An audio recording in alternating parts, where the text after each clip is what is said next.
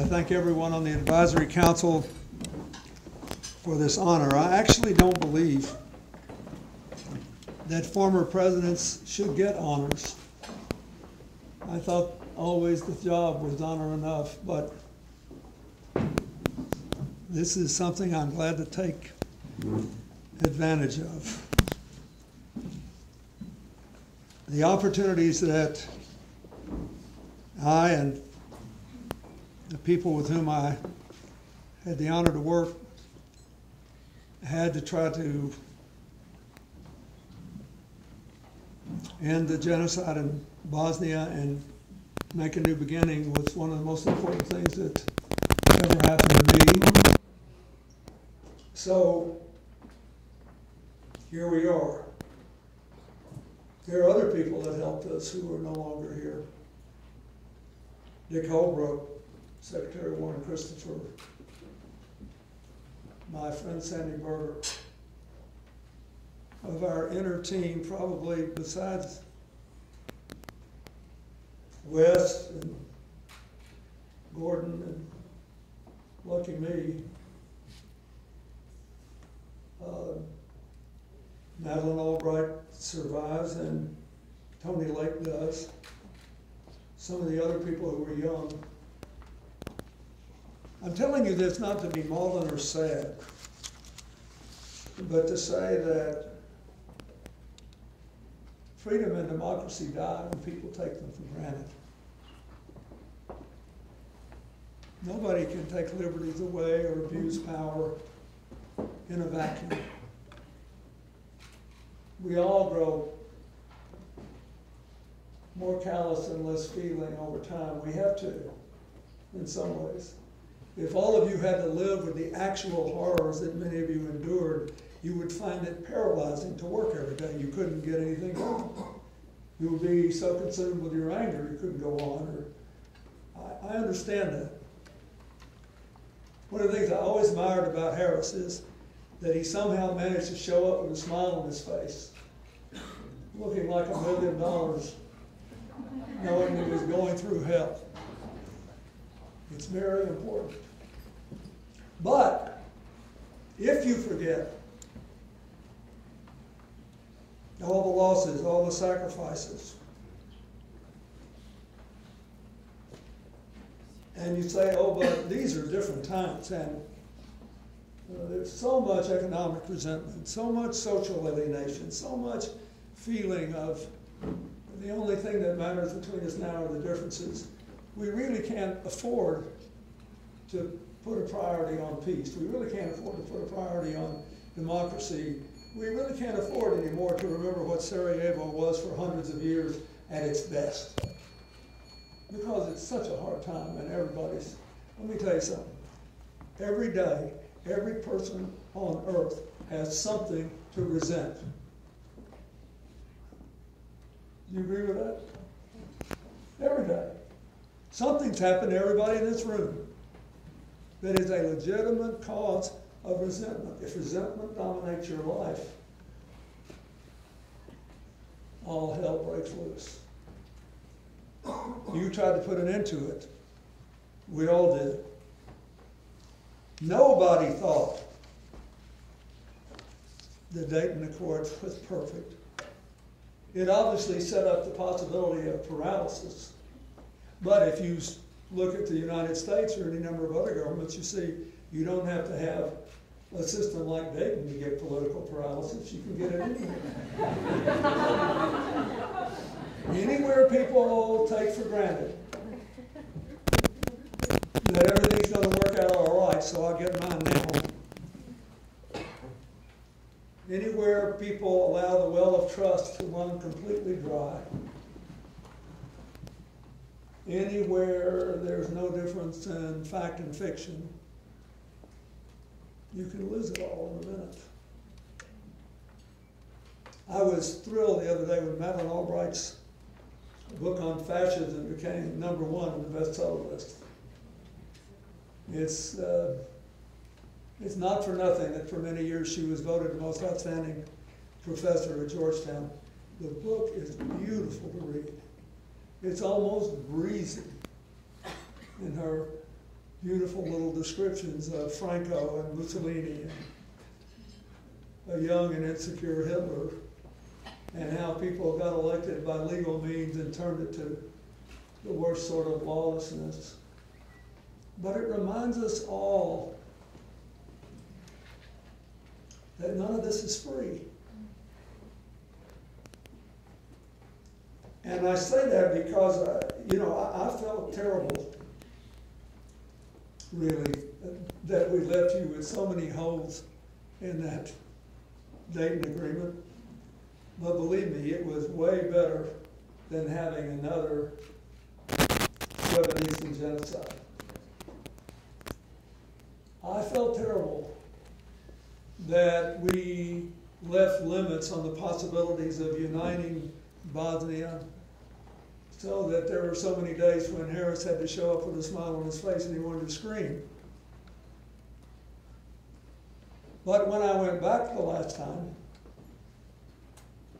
20 years after Srebrenica, and I saw that young mayor, who the only one in his family who survived, standing up saying, "I'm the accidental mayor, and I invited the Prime Minister of Serbia here because he's under 42, and he didn't have anything to do with what they did to us." And somehow we have to find a way to start again. When I see the genuine frustrations I saw at what normally would be a great event, once more bodies that had been exhumed at Srebrenica and identified were buried in a sanctified way according to the faith of their families. I looked into the eyes of the youngest people there, and I realized they had no memory of all that. All they felt was anger at the fix that they were in right now. The economic fix, the social fix, and I thought, these guys think I might as well be a figure in Madame Tussauds Wax Museum for all the relevance all that had to those young men. I understood all that. So I've got the speech I'm supposed to read. I'm not going to do it. I'm telling you, I have learned 1,000 times that we take the best of our liberties, the best of our cultures for granted at our peril. Last night I had an amazing opportunity. I had dinner, but thanks to a friend of mine, Hillary's out of the country, so he called and he and his wife invited me to dinner with these two young doctors. And one of them was born in a county in Pennsylvania that borders West Virginia. And he said, he looked at me and he said, "I've been to where you grew up." He said, "We weren't surprised by what happened in America, were we?" I said, "No." Because we just had too many people in too many places taking too much for granted. This is hard work. It's very interesting. General Sullivan, you might find this interesting. I talked to a friend of mine today, and he didn't serve in the military, but he spent a lot of time in support groups, and he said, what I'm ashamed of is that we Americans don't appreciate the young men and women in uniform who are killed in training as much as we do those that are killed in combat. Or he said, "I remember when you lost 9 people off the coast of Angola who were in demining operations after the Civil War there, and you sent people there to take the mines up. You may remember that the only uniformed person we lost in Bosnia was a sergeant who wandered into a minefield that had not yet been cleared." It starts with little things and becomes big. So here's what I want to tell you, something improbable. Look at Hungary. Look at Poland. Look at Turkey. Look at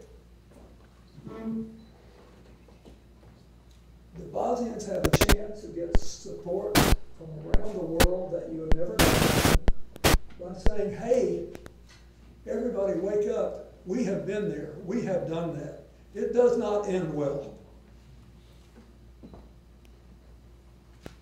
And the hundreds of years that our shining Sarajevo was a model to the rest of the world, that's better. We like our tribes, but we think tribalism can be inclusive, not exclusive. Can be about cooperative building, not total destruction. You can make that old ragtag peace agreement work if the people who are on all sides look at what's happening in the rest of the world and realize it does not end well. We have been there. We did that. And we want to go the other way. And we would like it if you would go along for the ride. Because all of you are about in a really bad mood. If you look around the world today, the only thing that really works is creative cooperation where people with diverse experiences and diverse perspectives work on complex problems to find win-win solutions where everybody comes out ahead. Economics is not a zero-sum game. Addition and multiplication work better than division and subtraction. Social solidarity cannot be a zero-sum game in the world we live in today. I thought about, you'll find this funny, but Hillary and I went to see, because all the young people were crazy about it, we went to see this movie, Black Panther. How many of you have seen it? Okay, so we go to see it, and I'm sitting there thinking about Bosnia, thinking about Kosovo. And here's why.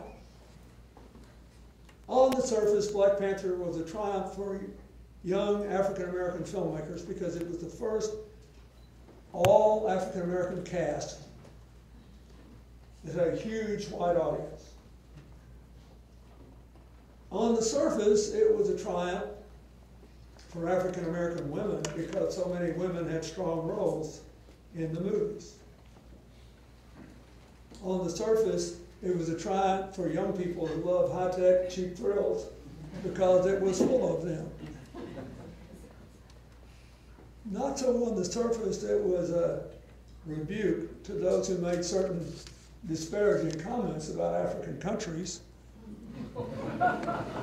because the star is an African country that has a magical element that they turned into a high-tech marvel of a country in the 22nd century. Underneath it all, it was an African morality fable. It was a story of inclusive tribalism.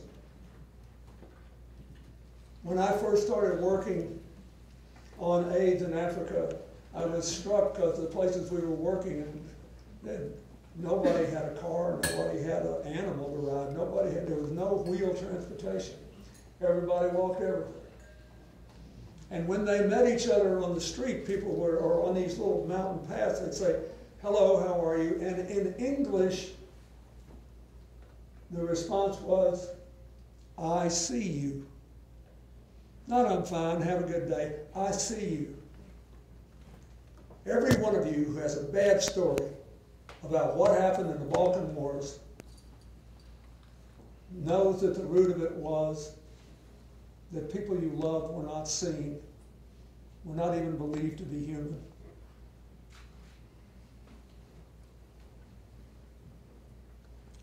So this little movie that means so much to so many people at bottom is important to all of us because it says, hey, keep your tribe, be proud of it, be proud of who you are, be proud of your faith, be proud of your traditions, be proud of everything.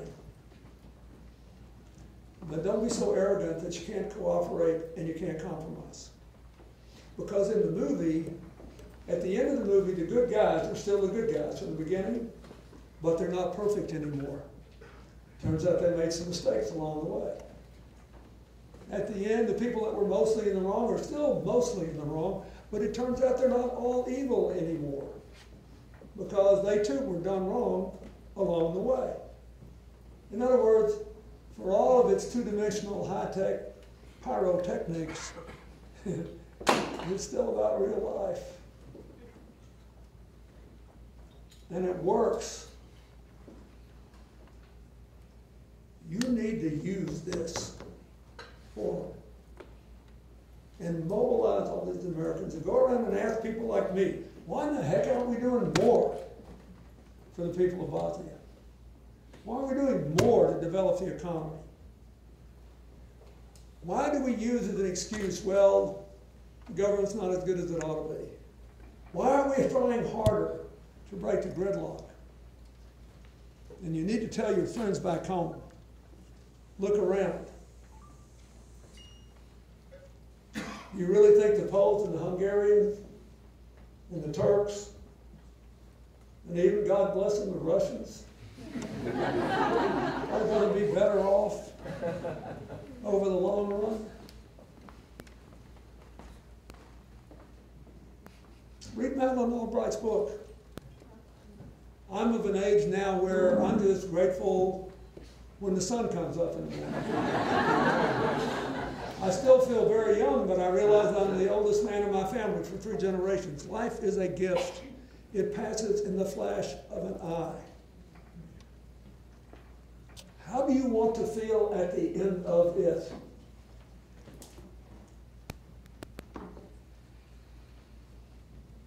Mussolini died trying to hide himself in a German coat and got assassinated. Hitler shot himself after Eva Braun poisoned herself. None of this stuff ends well. A life rooted in hatred is a fool's errand, based on the illusion that somehow we can be omnipotent, or our crowd can be omnipotent, and everything would be as it should be forever. It should be, we call the shots, everybody else eats straw. It isn't the way life works best. It's not what those 3 guys died for on the Mount England Road. It's not why Ron Brown talked all those good people into flying through the fog to their death on St. John Mountain. It's not what those children whose parents were killed in Srebrenica deserve. I will always be so grateful that I was fortunate enough that I just happened to serve in the midst of this misery, and I could do what I could to bring it to an end. Nobody expects Bosnia to do something wonderful because of the flaws of Dayton and the problems. But dear God, look at what everybody else is doing. They say, oh, well, I had all these advantages. I think I'll give them up so I can fight. You need to say to the whole world, we have been there, we have done that. It does not end well. We walked away from it. And we have held a peace, even though the rest of the world has not given us the help we deserve. We have held the peace, even though the politics of our agreement allow too much pluralities in government. We have held the peace because we have been there and done that. Please help us make a better tomorrow and listen to us. Do not go there. It's not too late. And it's worth every child's future to do everything we can to honor the kinds of principal compromises that led to that peace agreement. So, thank you, Wes Clark, for running down that mountain and stopping what later happened in Kosovo. Thank all of you for everything you did. If you lost loved ones, I'm sorry. The only way you can redeem their lives is to build a brighter tomorrow. Thank you, and God bless you.